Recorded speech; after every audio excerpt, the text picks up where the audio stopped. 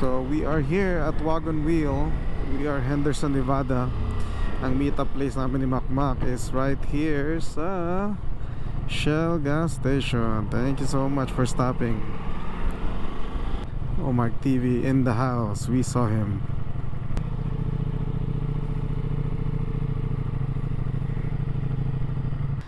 Wala Mac. Sorry. May kanina ka pa? Hindi man. Okay. Tayo na 27 miles din yun, ha? Oo nga eh. Dito magkakit ng college, sumasama. Yeah. Saan tutuloy tayo niyan, di ba? Okay. Ano lang, sundan na lang kita.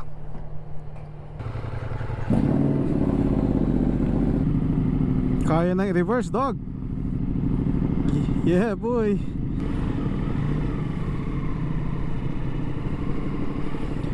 Okay, yan. Magkasama na uli kami ni Mac. Omar TV sa aming Hoover Dam ride.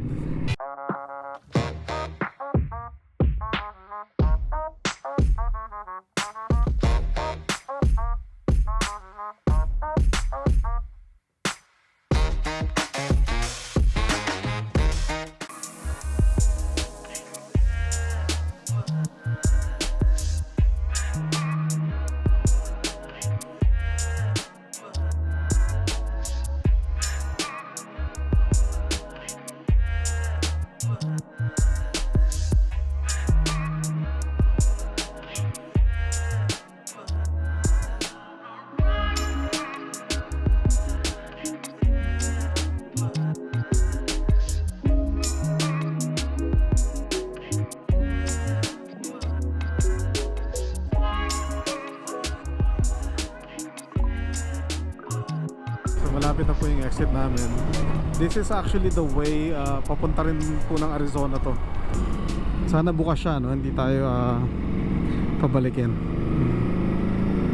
Alam ko may punta ako dati dito na ano eh, na sarado siya eh. Hindi sila nagpapapasok. Kaya doon lang kami para pumunta sa Overlook.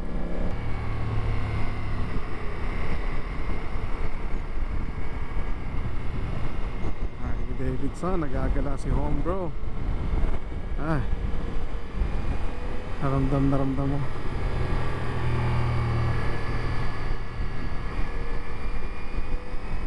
Yun na po yung twisties na yan mga kababayan.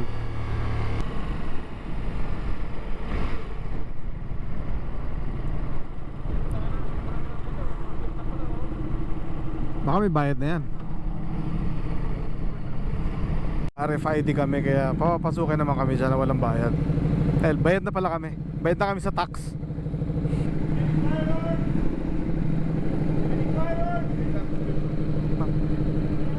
Thank you guys.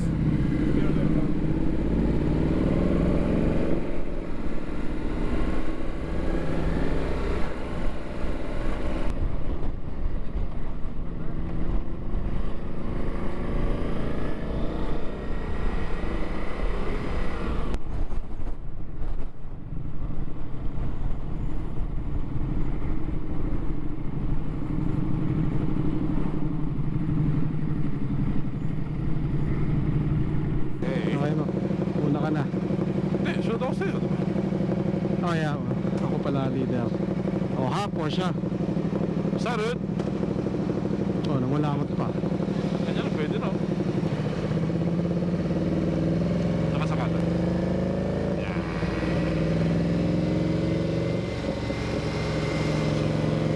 Wala naman natin kuwi. Kumuha ng kagarito ko. Idea na mo. Yan, nandito na kami sa loob ng Hoover Dam. Makikita nyo mamaya. Sana ano talaga, makita ng camera. Pero kung hindi, baka... O hindi, aakit pala kami sa sa upper deck or sa Anong movie yan? Movie yung Transformers ba yan? Dito? Transformers, dito ginawa. Tsaka Fools Rush In. Pero, sandali, pakita muna namin sa inyo yung bridge. Yung bridge. So pag tawid mo sa bridge na yan, Arizona na. Maganda yan, may 1 hour difference yan. Pag tumalon ka, pag alas 5 dito sa Vegas, tumawid ka doon, alas 6 na. Naka-torps. Tatayo tayo, adventure bike tayo. Yan. Yeah. Oh, kita Pwede nyo? rin ako Kita. pwede rin ako tumayo. Ano may goal lang. Tayo rin ako para kasi 360 ako. Yeah. So yun yung dam. Yan yung tamo. Nakita niyo yung poste patumba na. Nakalini. Yan yung tawag ng lean angle. Nakalin. What's up, Papo? How's it going? Yeah. Pumamayo. What's up? Kamay. Rider yan, rider. So ayan, ang daming ano dito, turista. Kahit weekday ngayon, pero madaming turista. Oo nga, no? Grabe, ang dami. Ayun o. Mga kamay siya. Welcome to the vlog! So Ayan. ayan, sa left side makikita nyo. Ayun o, Nevada time. 1, ano oras ba? 1:10. Ayun o. Nakikita nyo yung puti na yun. Ayun o. Dati, nandyan ang tubig. Tignan nyo nga nakababayan kung nakikita nyo sa, sa camera. Ang baba na ng tubig o. That's at least 100 feet, no? More. Ganun na ito, oo. Dati hindi ganyan kababayan, nung bagong dating lang ako dito. Wala. So, tapos ngayon, ayan. Kanina Nevada Arizona. time. Ngayon, Arizona time na. Which is pareho lang naman. Pero kasi nga, wala na kami sa daylight savings. Pero dito sa area na to, Arizona na to. Sa night ride sa gabi tayo. Antayin natin si Mr. Sharap Vlogs. Arizona. So ngayon, technically ngayon, nasa ibang state na kami ni Makmak. Long ride na to. Arizona kami. Long ride na sa amin to. Hey! Kumakaway si kuya. So, may twisties din dito, pero pag dito ka nahuli ng pulis, federal to, boy. Yeah. Sigurado ka dito. May store pala dyan eh, baka makapagkape tayo dyan. So ito dati, ayan, daan na yun, nakikita niyo yung may gate na yun. Nung wala pa yung bridge, doon ang daan, pupunta ka Arizona. Talagang dadaan ka ng Hoover Dam para makapunta ka ng Arizona. Which is sobrang traffic talaga pag nakabutan ka ng weekends, ganyan. Sobrang traffic talaga. Parang yung tatawid ka lang sa area na to, abuti ka na 1 oras agad. Isang oras na. At least nagawa na nga ng bridge. Mabilis na talaga. So ngayon, one way in, one way out ka na rin talaga dito. Wala ka nang hirap na tumagos.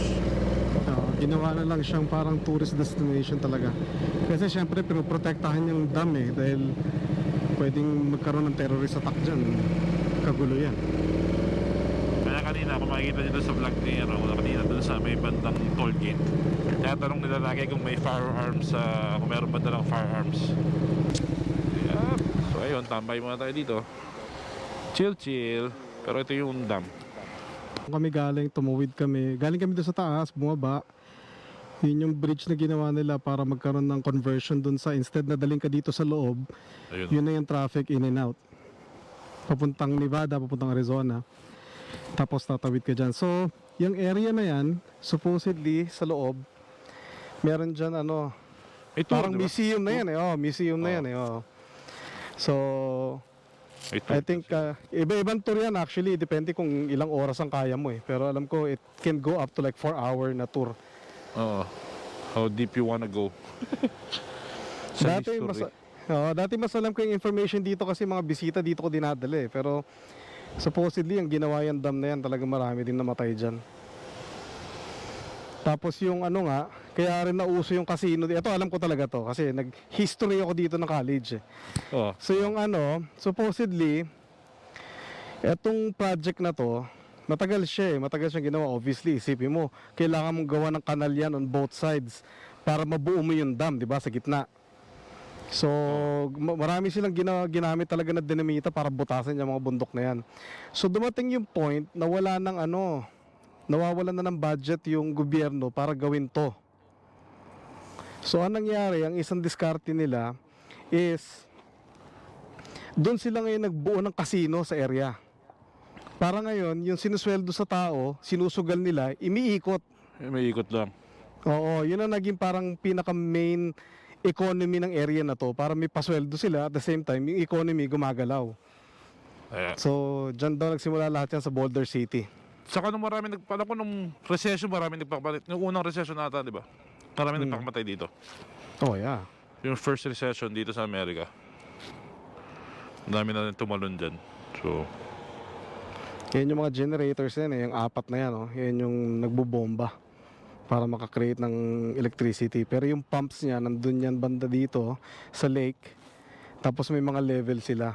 Alam ko yung Nevada is still below the California level. So, pagka yung tubig ng lake bumaksak na lagpas doon sa California pump, meron pa rin na-generate para sa Nevada. Kasi technically, nasa Nevada yung dam eh. Pero at the same time kasi ang Las Vegas is isa kami sa pinaka efficient sa tubig maski disyerto kami, hindi hindi umuubos ang tubig sa Las Vegas.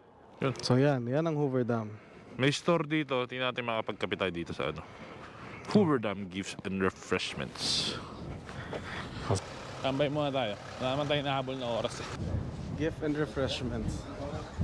Alam ko ulit tayo nagpunta dito, nag-ice cream tayo eh. Sa What's up, man? Di ba kayo napagod dyan? Kung ulit punta, nandyan na kayo ah. Di ba kayo napagod?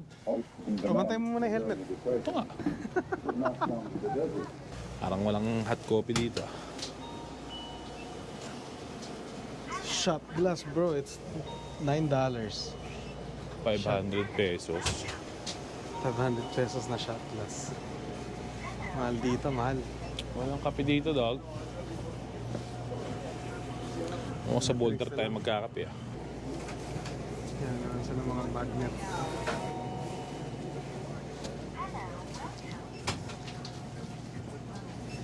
Sorry. Libre tayo ni Mac. Oh yeah, hell yeah, bro. Got you. May kape, dog. Nasaan? Oh shit. It's coffee time. Ilaman? Kasi masarap magtimpla ng kape. Aha. Wow. Mainit. Init. Mainit. Buti naman. 25 cents each tong Ito guys, oh. Ano? Bato. Magkano? Benching ko isa. 25 cents. Magkano sa piso? 50, 25, siguro mga 12 pesos. Mukhang pareho naman yung lasa. Ha? Mukhang pareho naman yung lasa, so I guess. Lagyan natin ng lead. Si Makmak may mag-lead ako, hindi ako nagli-lead eh. Pero makikisama na rin tayo. Busy sila, busy. Coffees, please. Coffee. Kailan ko ulit dito? Ako? Oo, kailan ko ulit nagpunta dito. Ride no, no? Yung... May ride kasi pinuntahan dito eh. Ano? Naka-grom ka ata no? Grom mo. Oo, yeah. Yun yun. Yun. Shit, tagal na yun. Tagal na. 4 years. Bago Before mag-COVID. Before Oh, COVID. wow. Excited ka na sa kasal, Mac? Lapit na. Lapit na. Technically, 2 linggo na lang, no? Yeah. Yeah, 2 linggong bakbaka na lang. Buti nga, meron ako 7 days diretso. Straight, bago ako mag-off ng 14, 15, 16. So, sa Monday, Thursday off ko. Oh. Diba, next week. Friday hanggang Thursday. Pasok ko. Spekli yung sa'yo. Ilan sa'yo? 7? 7. Sa akin, 9. Thursday, Friday, Saturday, Sunday, Monday, Tuesday, Wednesday, Thursday, Friday. 9 days ako diretso sa trabaho. Mag-usap tayo sa ika-8 day. Para lang makuha ko yung weekend na yun. So, it's gonna be an eventful weekend though for sure. So, it's gonna be good. Subukan ko i-document yung Lahat tayo magdo-document. yung kasal. I think it's gonna be a good day. It will be a good day at least. It's a good day. Haha. Okay, wala akong nakalimutan. Okay, babalik na kami ng Nevada. Masyado malayo yung Arizona. Hindi kami pwede magstay doon. Pinaka-center ng dam. So, official po, wala na kami sa Arizona. Nakabalik na kami ng Nevada. So, yan yung bridge. Tignan niyo yung bridge. Parang akala nyo manipis yan, pero actually ano yan, 4 lanes yan, no, Mac? Yan, actually may tao dun sa gitna. O yan, may mga taong, mga tourist na tumatawid dyan, naglalakad. Kaya minsan yung mga yun, suspect yung mga yun eh.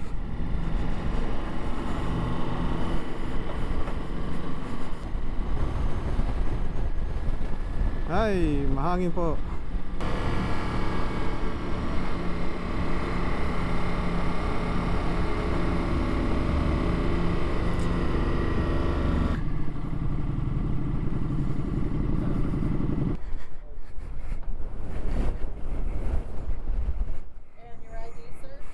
I got you. Perfect. Okay na. Ayan, papasok po kami ng Calville Bay. Nadagdag sa aming route for today.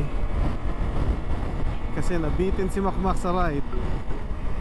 So enjoy nyo na lang po yung aming maliit na twisties sa aming backyard.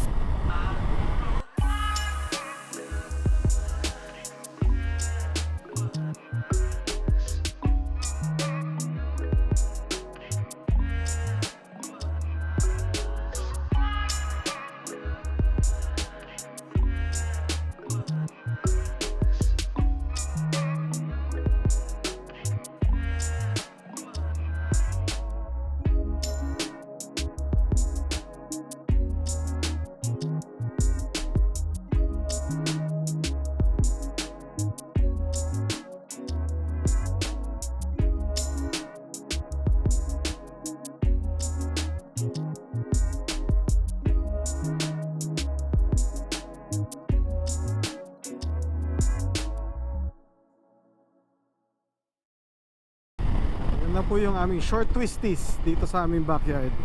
Tawag po dun sa ride na yun is the Calville Bay. So yung dito pumaparado yung mga truck trailer. Dito yung pinaka rampa. So dati yung tubig nandito yan somewhere here. Actually sasabihin yan dito eh. Yan yung 2002, kita niya yan, Lake Mead water line nandyan. Noong 2002, nandun yung Lake Mead, yung water. Ngayon, all the way dun, oh. Siguro may 1 mile yan kung gaano kalayo yan. Ganun na po karami yun na walang tubig dito sa amin sa Lake Mead. Okay mga boss, ang aming third stop. Nakapagbanyo na. Okay.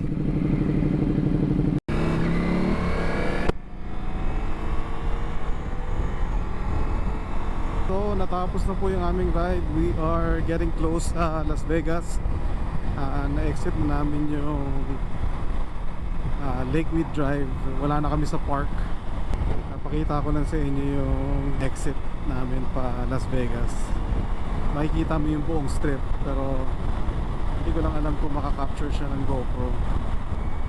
But yeah, as you can see, between two valleys of the mountain, pababa kami ngayon ng Las Vegas. City limits na kami. Kumbaga sa Antipolo, ito yung Paddy's Point. Ayan, right now yung downtown nandito sa right side, and magpapan tayo dito sa left side. Siguro i-zoom ko na lang ng konti para makita niyo yung Las Vegas Boulevard or Las Vegas Strip right there.